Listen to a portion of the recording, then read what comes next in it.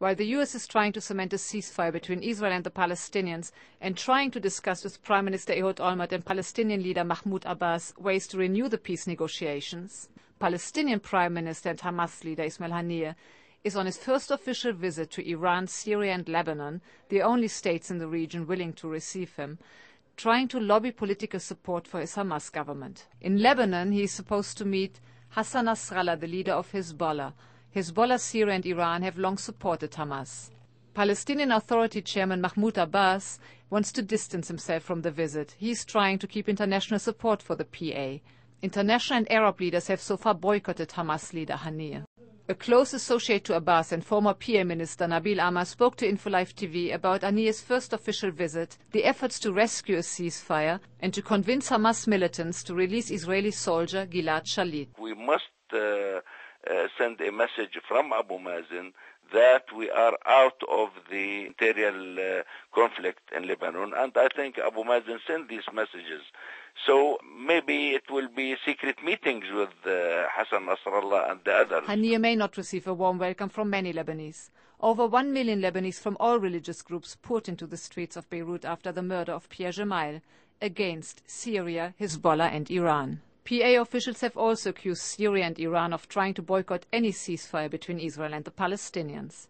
Even with Syria, I think we need a dialogue with the Syrians to help us keeping the truce and the quietness.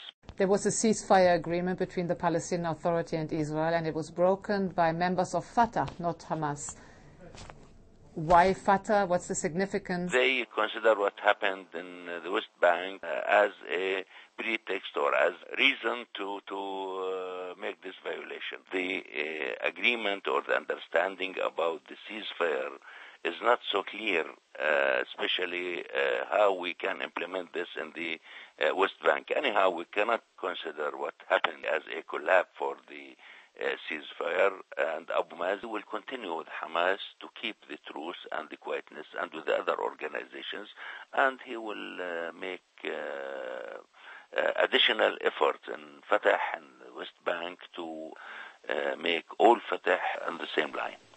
Amr opposes a unity government between Fatah and Hamas, saying that Hamas is just playing with the PA. There's a disaster in Palestine, and the society face a challenge and a hard and tough threat, and so we must find a solution out of the unit government.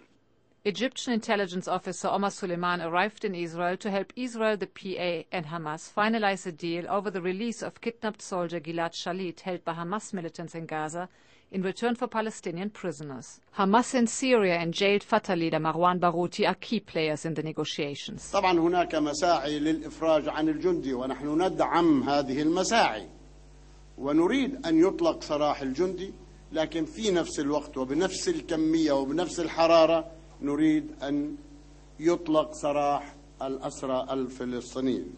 Abu Mazen also consider Gilad Shalit as a cause, the same importance of the quietness and the other issues.